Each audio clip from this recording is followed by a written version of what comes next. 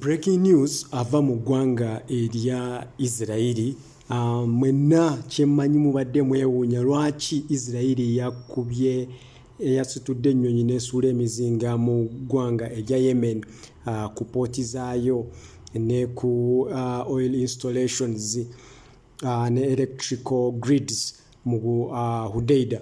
Naye nga bagamba Abaisirairi nti bo ekyabakubisizza eggwanga lya Yemen lwa nsonga nti Abahuthi babali bubi.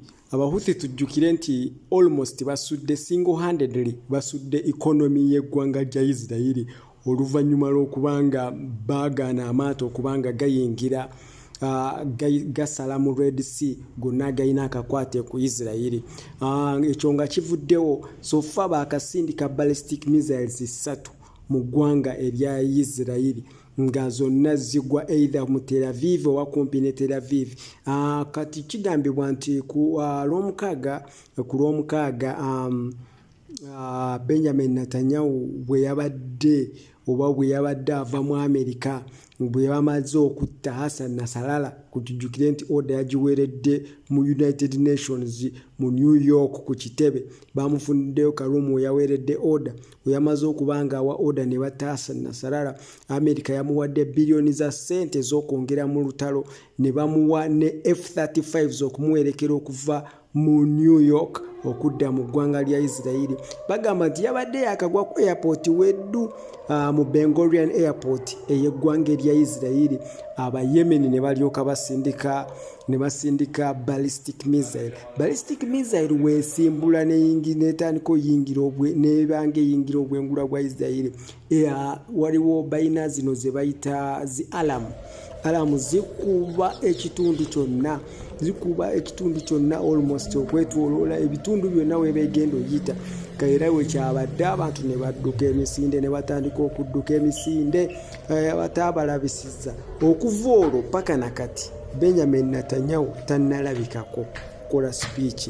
Bagamba nti si yeyokka eyo ballistic missiles basatu bwe basse Hassan Nasrallah ne bwe batta komanda waabwe ezo ballistic missiles 3. Kiteeberezebwa nti babadde bagezaako n'okutagetinga amaka gwa Benjamin Netanyahu, Abahuthi bennyini. So they have really become a threat to the existence of eggwanga lya Israeli. Kigambibwa nti bamaze dda n'okuvaayo ne bagamba bo balina ne nuclear, ekyaleetedde Benjamin Netanyahu okubanga agamba ba-allies be America baleete zi nuclear bombers bazisembeze mu Mediterranean Sea, era nga they call it scrambling, era nga US yamaze okuscramblinga nuclear bombers 2 nebanga ezisembezezaawo ddala mu Red Sea just in case Abahuthi bwe babanga tebafera nga beboogera bituufu mbubo balina ne nuclear. So eyo yembeera eriwo wakati w'eggwanga lya Israeli ne eggwanga lya Yemen.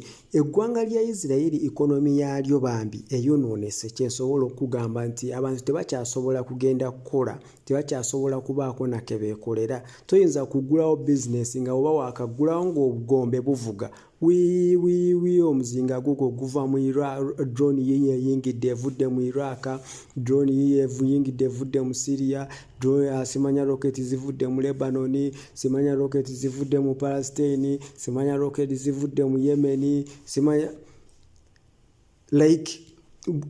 that is the daily life today y'abantu ababeera mu ggwanga lya Israeli, which n'abantu abali mu ggwanga lya Israeli bino ebintu babikooye baagala kyovula abali mu kwekalakasa nga bagamba nti Benjamin Netanyahu resigninge, abaviire mu ntebe, abaviire mu buyinza, bayimirize olutalo. Nabo baagala ceasefire, baagala kuddayo ku mirimu, baagala Middle East eddemu etereere, badde ku mirimu gyabwe, buli omu adde akola ebibye, n'abantu badde mu maka gaabwe. Si lwakubanga wakazuukuka wii obudde ne batandika okudduka emisinde by'ebintu. Abaisirairi nabo bennyini babikooye.